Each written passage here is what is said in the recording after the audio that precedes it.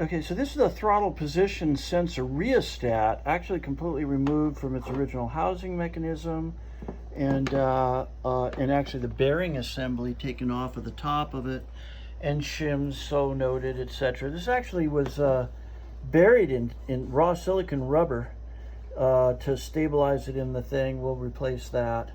We actually have to take this out and put some new wires on it, but no big deal. On the plug itself, it's A, B, and C. We actually have made a complete diagram, which I will reinterpret for you, showing the exact activities of all taking place in here.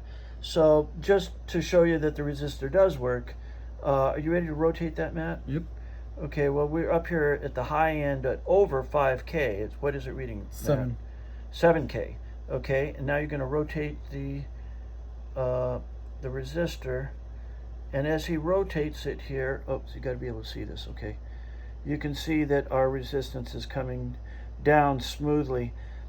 Basically, there are no interruptions in the resistor whatsoever. With the exception that there is a null spot by factory design.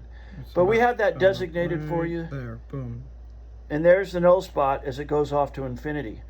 But that's by factory design, and we have noted that exactly here. If you zoom in here, you clean can up this see illustration. the null spot on there. Okay, well, if we can, you can see that there is a null spot on the mechanism there. But be that as it may, we've got this thing dialed in exactly. And long story short, the thing was functioning as it's functioning now. No shorts, no bad spots on the resistor whatsoever. So we're going to clean everything up here and reassemble and retest.